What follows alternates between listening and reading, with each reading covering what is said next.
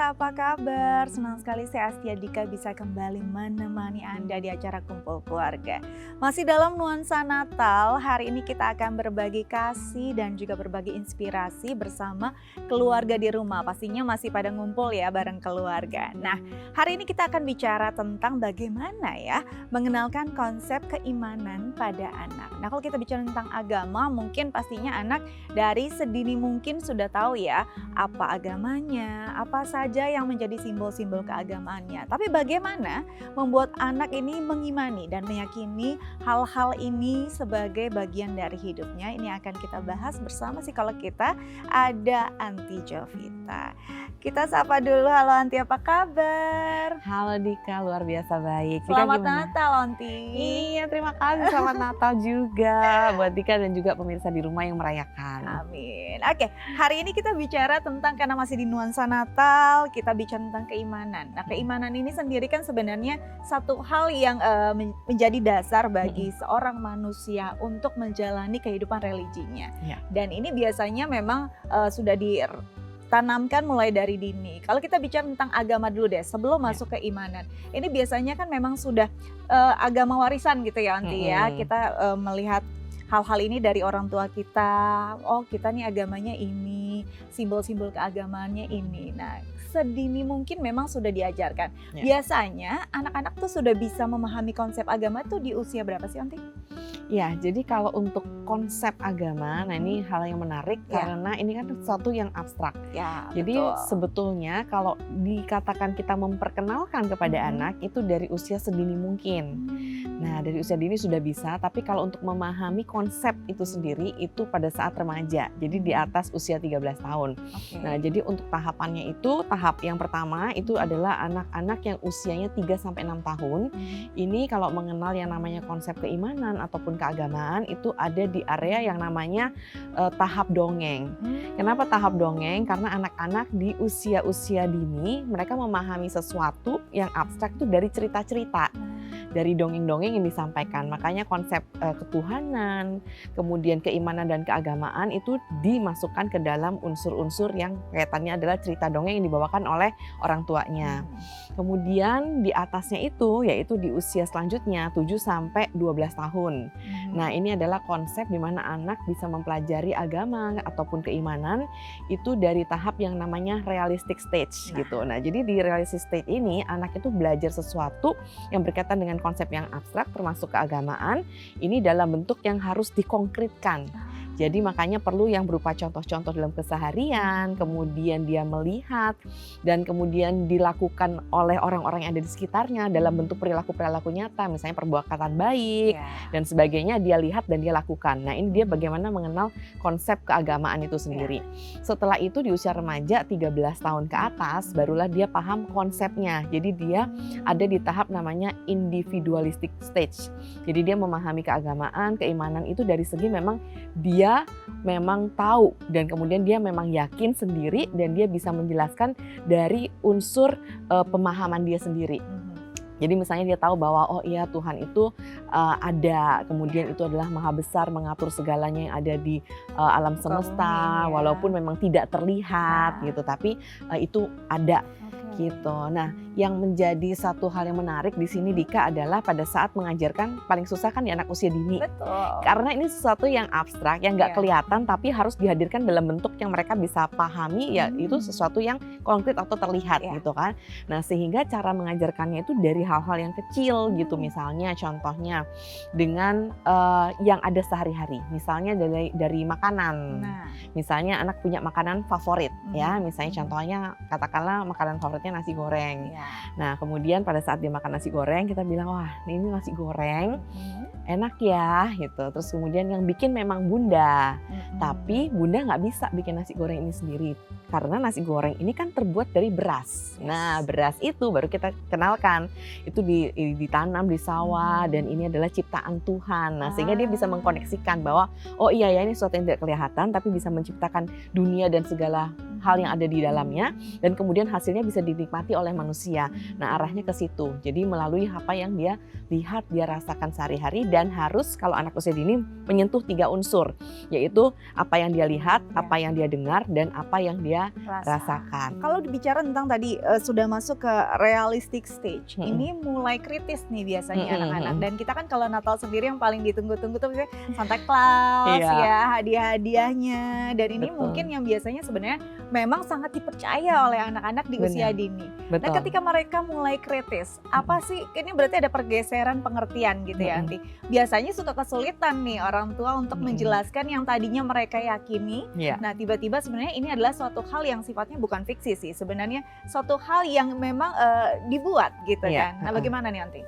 Ya, jadi sebetulnya memang ini gampang-gampang sulit. Jadi tadi termasuk yang tadi dikatakan ada Santa Claus gitu. Sebetulnya ini adalah tokoh yang ada di usia yang 3-6 tadi. Dia kan perlu sesuatu hal yang nyata. Maka dihadirkanlah melalui kayak dongeng dan tokoh-tokohnya. Salah satunya misalnya Santa Claus itu sendiri, di mana Santa Claus itu berbuat kebaikan dengan cara dia membagikan hadiah-hadiah kepada anak-anak yang ada di seluruh muka bumi ini. Nah, jadi nilai yang diambil adalah nilai kebaikan, memberi seperti itu. Memberikan dengan ikhlas, menerima, yang misalnya punya memberikan kepada yang membutuhkan dan sebagainya. Nah, itu dimasukkan di dalam unsur seperti itu. Nah, jadi untuk mengajarkannya memang lewat cerita-cerita seperti itu. Karena kalau dibilang apakah berarti tidak membohongi? Tidak, karena memang di usia mereka nggak bisa kita ajarkan tadi konsep yang abstrak. Memang harus lewat tokoh-tokoh, dongeng-dongeng, cerita-cerita, simbol-simbol, benar. Pada saat di usia itu sudah lewat, barulah kemudian bisa kita ajarkan dengan hal yang lebih di atas itu lagi, dengan yang lebih abstrak. Kemudian tadi dengan cara sembahyang, berdoa dan sebagainya. Kalau di usia dini dia akan melakukan itu dengan kebiasaan, karena dia lihat tuh tiap hari papa mamanya berdoa, sebenarnya caranya seperti itu. Ya udah, dia melakukannya karena kewajiban, keharusan, dan itu yang memang diajarkan kepada dia. Tapi benar-benar kalau dia memilih saya mau berdoa atau enggak gitu, itu di usia 13 tuh. Karena dia baru bisa tahu bahwa oh ya, ini memang saya merasakan ada hal-hal yang intimate antara hubungan antara Tuhan dengan saya, misalnya dari peristiwa-peristiwa yang ada sehari-hari. Misalnya contohnya adalah oh iya, kemudian kalau saya sedih saya berdoa dan akhirnya kok perasaan di hati ini jadi lebih lega, lebih nyaman. Nah, itu di usia-usia remaja. Baik, jadi ini berarti memang penting juga ya untuk ketika berdoa bisa melibatkan anak. Betul. Di usia berapa sih anak sudah bisa dilebatkan dalam doa, atau mungkin sedini mungkin mereka sudah paham juga ya, atau sudah mulai dibiasakan dengan doa itu? Mungkin ketika makan bersama atau sebelum tidur. Sebetulnya kalau dibiasakan dari bayi sudah bisa. Dari bayi udah bisa ya. Ya. Sejak kita misalnya contohnya mendoakan bayi kita gitu. Terus pada saat nanti dia udah setahun, nah dia bisa kemudian memaktubkan jari-jari dan tangannya. Kemudian kita ajarkan setiap hari. Tadi seperti yang Dika katakan, pada saat misalnya bangun tidur, mau makan, sesudah makan, dan kemudian sebelum tidur. Nah, itu diajarkan sehingga anak juga tahu waktu-waktunya gitu. Kapan dia harus berdoa, kemudian apa yang harus dilakukan pada saat berdoa, apa isi doanya. Nah, untuk anak-anak usia dini makanya isinya kan biasa setiap hari sama ya. Jadi udah tahu nih kalau doa sebelum makan isinya pendek dan kemudian kata-katanya sama, berulang setiap hari. Di sekolah pun seperti itu, kata-kata di dalam doa tidak dirubah, selalu sama, karena memang mau membiasakan kepada anak bahwa yang penting dia hafal, yang penting dia tahu apa yang diucapkan, seperti itu. Pada saat usia yang lebih besar, nah maka anak akan doanya mulai berbeda-beda gitu kan. Nanti di usia-usia remaja baru dia bisa memvariasikan isi doanya sesuai dengan kebutuhan dirinya. Itu dia yang jadi penting ya. Jadi bisa karena biasa sebenarnya ya. Oke, nanti kita akan lanjut lagi, tapi kita harus jeda terlebih dulu Yanti ya. Pemirsa jangan kemana-mana, tetap bersama kami di Kumpul Keluarga.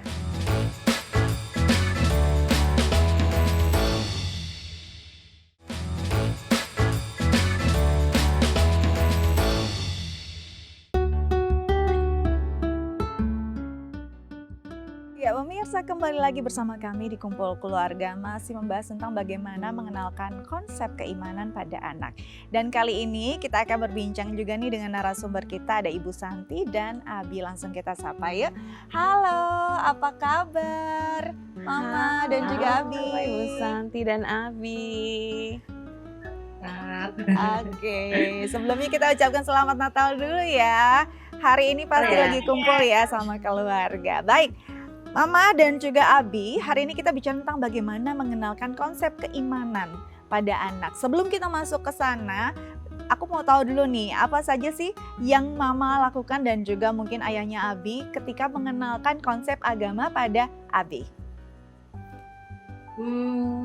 Sebenarnya kalau dari saya, kalau saya ingat-ingat sih nggak pernah ada sesuatu yang khusus ya. Cuman tadi pas psikolognya Anto Jovita bilang tuh jadi merefleks juga sih. Jadi yang saya ingat tuh adalah yang saya suka sama Abi dari kecil tuh, saya suka bercakap-cakap ringan sama dia, kayak gini, saya merasa dalam setiap hidup kami itu Tuhan pasti campur tangan. Jadi sesimpel hal-hal yang kayak kalau kita suka jalan pagi tiba-tiba mendung terus cerah, saya suka bilang sama Bi, makasih ya, ini Tuhan udah baik banget loh, kita udah boleh jalan kayak gitu. Itu aja sih waktu pas awal-awal. Jadi dia mengenal tuh Tuhan itu baik gitu, yang memang saya gak menghindari mengenalkan Tuhan dengan konsep yang takut Tuhan itu suka menghukum, nggak begitu gitu. Memang Tuhan tuh baik banget gitu. Jadi ya kadang-kadang spontan aja sih Mbak gitu, terlontar. Jadi memang dari perbincangan sehari-hari membiasakan ini mengenal Tuhan, Abi itu dengan mengenal Tuhan yang begitu baik gitu ya. Dan baru masuk mungkin ke doa-doa setiap hari. Aku mau tanya sama Abi paling rajin tuh doa pas kapan sih biasanya? Bangun tidur kah, sebelum tidur atau apa? Biasanya sebelum tidur dan sebelum makan sih. Oke, sebelum makan itu tanda terima kasih Abi juga sama Tuhan ya. Nah, Abi suka nggak sih misalnya Abi lagi sedih atau mungkin di sekolah kayaknya Abi lagi kurang baik nih perasaannya. Lalu Abi mengadu atau minta doa gitu sama Tuhan biar dikasih ketenangan. Pernah nggak kayak gitu? Ya pernah beberapa kali, cuma tidak terlalu sering. Oke, setelah doa Abi merasa lebih enak gitu ya, lebih perasaannya lebih tenang gitu ya? Iya, merasa lega di hati gitu. Berasa lega di hati. Jadi memang ini yang dibiasakan oleh Mama Santi ke Abi ini luar biasa ya Anti ya. Iya. Bahkan Abi sudah bisa merasakan bagaimana ketika dia berdialog dengan Tuhan perasaan dia lebih tenang. Berarti memang suatu hal yang pelan-pelan diajarkan dengan memperkenalkannya dengan cara yang positif ini akan lebih ngena juga ya di hati anak kita ya. Iya, betul sekali. Dan saya suka banget tuh tadi dengan kata-katanya Mama Santi ya, bahwa saya tidak mengajarkan itu dengan konsep yang menakutkan. Misalnya contohnya, kalau nggak berdoa nanti kamu berdosa. Nah, kalau nggak berdoa nanti kamu ada hukuman. Itu tidak, karena dengan semacam itu akan mengajarkan bahwa anak akan merasa bahwa kalau aku nggak doa aku dihukum, aku ketakutan gitu. Padahal tidak, itu yang ingin diajarkan adalah tadi seperti Mama Santi itu tepat sekali. Jadi dengan cara yang menyenangkan, dengan setiap hari misalnya lihat hari ini mataharinya bersinar cerah, kita bersyukur kepada Tuhan. Kemudian juga diajarkan berdoa anaknya, mensyukuri segala sesuatu. Dan tadi juga ada ritual-ritual yang dilakukan. Misalnya contohnya selain berdoa, nah membaca kitab suci. Nah kenapa kitab suci itu dihadirkan kalau untuk anak-anak itu kan dalam bentuk cerita kan kalau kitab suci itu. Dan ada yang namanya kitab suci anak-anak. Jadi itu dibuat alurnya tuh lebih simpel dan anak-anak itu lebih mengena dan bisa lebih memahami. Oke, nah Mama, ini kalau bicara tentang konsep agama dan keimanan, bagaimana Mama sendiri untuk mengajarkan Abi bahwa ini kan ini bentuknya abstrak gitu ya. Abi pernah bertanya nggak Tuhan itu bentuknya seperti apa, ada di mana, atau memang justru Abi dengan sendirinya dengan cerita Mama setiap hari sudah bisa mengimani adanya Tuhan? Kalau mungkin dengan ya ucapan sehari-hari gitu, ujaran yang kita bersyukur sama hal kecil, pelan-pelan dia bisa menerima ya. Cuman kadang saya juga saya pernah share sih, kayak misalnya tuh mungkin banyak orang suka bertanya Tuhan tuh ada apa enggak. Cuman simpel orang ditanya gimana dari yang perutnya rahimnya wanita bisa tumbuh makhluk hidup janin gitu, itu masih belum bisa dijelaskan. Ya itulah buktinya Tuhan gitu. Gitu sih Mbak, lebih ke yang kejadian yang emang saya sendiri merasa itu emang ya itu Tuhan yang bekerja gitu, bukan manusia. Betul, jadi memang dari orang tuanya sendiri harus dengan konsep keimanan yang benar, akhirnya juga bisa diturunkan gitu ya. Betul. Nah, Mam, di sini kan ada psikolog kita. Mungkin ada pertanyaan nih terkait tema kita hari ini. Bisa langsung ditanyakan, silakan. Gini ya, mau nanya juga sih. Jadi kan gini, saya tuh kalau ngajarin Abi kan ya dalam saat menyenangkan Tuhan hadir, bahkan dalam saat-saat susah pun Tuhan hadir, karena Tuhan pasti punya rencana di balik setiap sehabis tantangan yang kita hadapi. Cuman ada satu pertanyaan yang saya suka mikir, ini kayak anak saya kan lagi senang belajar tentang World War Perang Dunia II ya, dimana dia belajar genocide, mass killing ya, kayak gitu-gitu. Saya sih, dia belum nanya sih, cuman kalau misalnya dia bertanya campur tangan Tuhan gimana ya, bukan itu kan ada orang-orang anak-anak yang nggak berdosa tapi kena korban, jadi ya meninggal segala macam, itu gimana ya baiknya menjelaskannya gitu sih Mbak. Baik. Thank you. Dalam kondisi-kondisi mungkin bencana, perang, ini kadang-kadang mungkin pastinya ditanyakan kenapa kalau tangan Tuhan di mana, kenapa banyak korban? Silakan nanti. Iya betul, ini pertanyaannya bagus banget nih, karena banget. karena tidak hanya dalam bentuk perang ataupun perang dunia, tapi kadang dalam sehari-hari ada di mana contohnya nih, saya sudah berdoa nih, tapi kenapa tidak dikabulkan? Nah itu aja juga sudah merupakan konsep yang kita harus jelaskan secara lebih detail nih ke anak. Nah tapi tadi bagus sekali karena tadi menanyakan tentang perang dunia, bahwa korbannya banyak bayi, wanita, anak-anak itu menjadi korban, terus di mana? Nah kita bisa katakan bahwa tadi kan ini kan sesuatu yang memang tidak terlihat gitu. Jadi kita katakan bahwa memang perilakunya ini adalah perilaku manusia, di mana kan manusia itu punya pemikiran tersendiri sehingga kemudian bisa menghadirkan kenapa sampai mereka berperang. Nah, boleh juga diceritakan sejarahnya kenapa bisa sampai perang ini terjadi. Jadi ada unsur kita ceritakan sejarahnya dulu dan bagaimana ini di sini manusia nih yang memang berperan mengambil tindakan ini. Dan kemudian kita bisa katakan bahwa sebetulnya ini memang tidak diharapkan oleh Yang Maha Kuasa, oleh Tuhan, karena Tuhan menginginkan adalah kedamaian, ya kan, rasa cinta kepada sesama, kedamaian. Nah kita bisa hadirkan cerita bahwa tapi lihat nih di antara perang ini banyak juga loh orang-orang baik yang menolong, misalnya contohnya yang memberikan bantuan berupa makanan, tempat singgah, kemudian negara-negara lain pun juga misalnya memberikan bantuan padahal nggak kenal sama orang ini. Nah sebetulnya disitulah orang-orang yang baik ini adalah orang-orang yang memang di hatinya ada Tuhan tadi. Jadi kita bisa masukkan ke situ. Nah kita doakan yuk orang-orang yang memang belum tersentuh hatinya sama Tuhan ini gitu. Nah jadi diajak juga kita memikirkan tentang orang lain, bahwa tidak semua terkadang itu hal yang dilakukan orang itu memang benar, kadang ada juga yang salah. Tapi untuk kita yang percaya sama Tuhan, kita bisa bantu dengan mendoakan mereka berbuat baik dan berbuat apa yang kita bisa.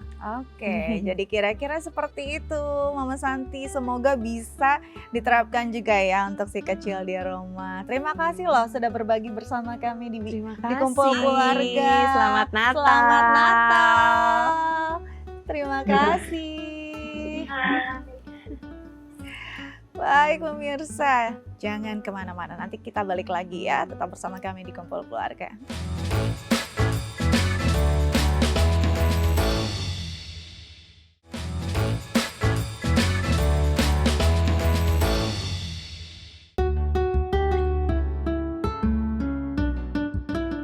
Pemirsa, kembali lagi bersama kami di Kumpul Keluarga, masih membahas keimanan yang konsepnya kita ajarkan pada anak. Nah tadi sebelumnya di segmen 1 Onti juga sudah jelaskan ya stage-nya, waktu-waktunya, fasenya beda-beda nih ya. Dari umur 3 sampai 6, dari 7 sampai ke 12. Nah proses yang paling krusial di 13 ke atas ketika mereka sudah bisa berpendapat. Sudah lebih kritis lagi dari anak di usia di bawah itu. Dan bahkan bisa menentukan pilihan, kapan saya mau berdoa atau enggak. Kita nggak bisa intimidasi nih bagian ini. Gimana nih Onti ketika anak-anak sudah remaja, memang mereka punya stabilitas emosi yang berbeda juga kan. Apakah ini memengaruhi juga konsep dia pada keimanannya yang sebenarnya tadi sudah bagus banget nih dari kecil? Iya.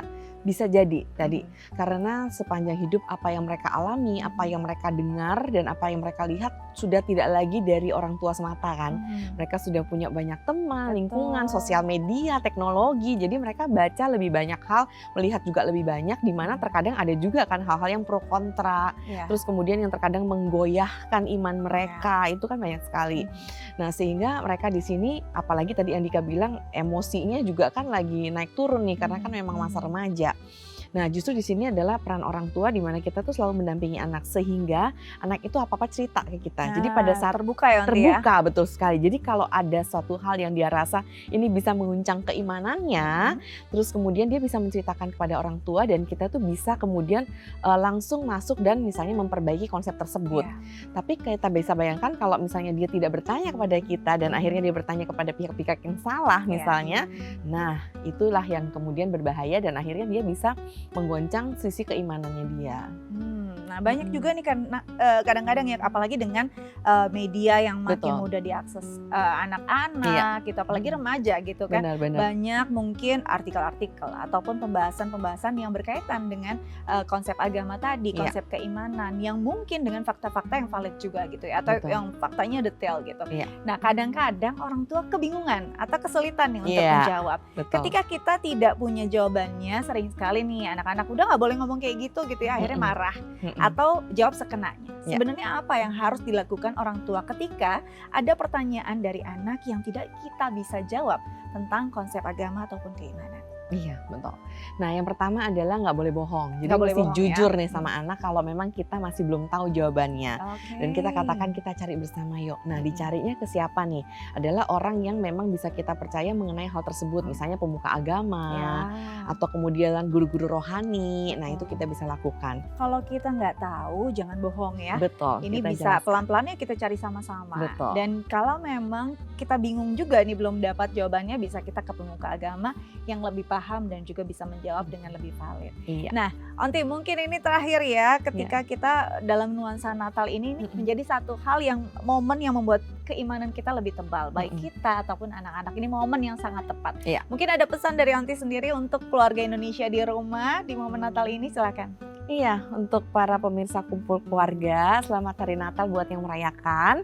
Dan ini adalah momen kebersamaan. Jadi sebetulnya apa sih yang ingin kita rayakan dari sini? Satu adalah kelahiran Sang Pencipta tentunya, yaitu kelahiran Tuhan Yesus kalau di agama Kristiani. Nah, ini adalah rasa sukacita kita akan lebih baik apabila kita mengenalkan konsep ini kepada anak-anak kita, berkumpul bersama keluarga sebisanya, dan kemudian kita ulangin lagi dan ajarkan nilai-nilai apa sih yang ingin kita ajarkan kepada anak-anak kita. Misalnya contohnya kebersamaan, kemurah hatian, memberikan kepada sesama, kepekaan terhadap lingkungan, dan nilai-nilai moral baik lainnya. Dan kemudian juga lakukan ritual-ritual yang berkaitan sama keimanan, karena itu akan memperkuat kalau dilakukan setiap hari, misalnya dengan berdoa, membaca kitab suci, kemudian melakukan kebaikan-kebaikan kepada orang di sekitarnya.